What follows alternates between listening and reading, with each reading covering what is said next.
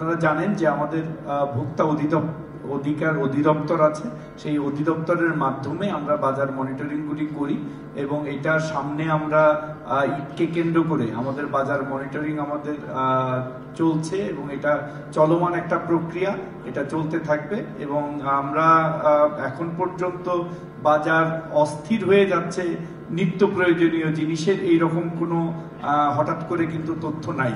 So বাজেটের সাথে অনেক জিনিসের দাম বাড়ে এবং কমে, সেটা ঠিক আছে, যেটার দাম হয়তো ট্যাক্সের অ্যাডজাস্টমেন্ট হয়েছে, বাড়বে বা কমবে, কিন্তু স্পেসিফিক্যালি নিত্য প্রয়োজনীয় জিনিসের কোনো দাম বাড়ার মতো এই বাজেটে কিন্তু ঘোষণা নাই।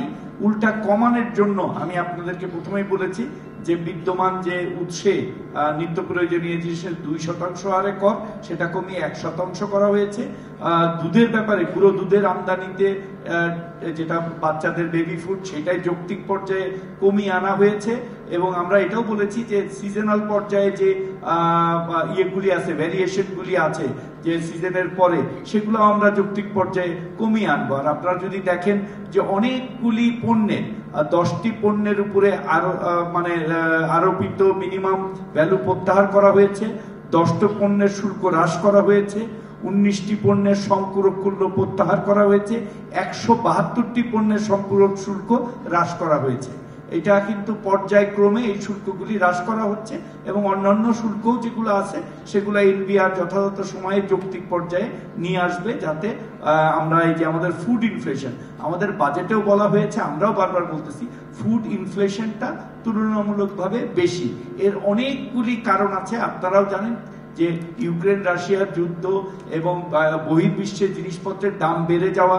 অনেকেই এই প্রশ্নটা করেন, আমি উত্তর দেই এইভাবে যে অনেকে এই প্রশ্নটা করেন যে চাল তো আমাদের এখানে লোকাল উৎপাদন হয়েছে, অনেক ভালো চাল হয়েছে, তাহলে চালের দাম বাড়লো কেন?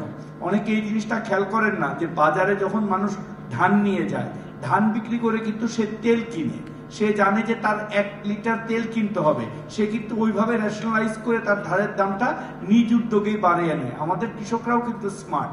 সো এই জন্য আমাদের যেসব লোকাল উৎপাদিত পণ্য, যখন অন্যান্য আমদানিকৃত উৎপাদিত পণ্যের দাম বেড়ে যায়, অটোমেটিক্যালি বাজারে তারাও এটাকে রেশনালাইজ করে বাটারের যে সিস্টেমের মতো, তার কারণ সে জানে যে তার 1 লিটার তেল নিতে হবে, সে ওই রেশনাল অনুযায়ী সবজির দামও বাড়ায় দেয় এবং উৎপাদিত পণ্যের দামও বাড়ায় দেয়, যার ফলে এটার মার্কেটের রিফ্লেকশন বেশি হয়। এই জন্য আমরা চেষ্টা করছি যে বাড়াইতে বাধ্য হয়। তো এই জন্য আমরা চেষ্টা করছি যে এগুলো যেন আরো কমিয়ে আনা যায়, আরো অনেকগুলো উদ্যোগ নেওয়া হবে। সব কিন্তু বাজেটে রিফ্লেক্ট হয় না, বিকজ বাজেটে যেটা হয় ট্যাক্স দেওয়া হয়, পরেও কিন্তু এর আগেও আপনারা দেখেছেন যে রমজানের আগে আমরা কিন্তু ট্যাক্স কমিয়ে দিয়েছি হাই ট্যাক্স থেকে। সো হাই ট্যাক্স থেকে লো ট্যাক্স করা যায়, লো ট্যাক্স থেকে কিন্তু budget during the period high tax করা যায় না, যার ফলে যে ট্যাক্সটা আছে প্রয়োজনে আমরা লিন সিজনে বা যে সিজনগুলোতে আমাদের নিত্য প্রয়োজনীয় জিনিসের অ্যাভেলেবিলিটি থাকবে না, তখন কিন্তু আমরা এটা নোটিফিকেশন জারির মাধ্যমে কমিয়ে আনতে পারবো।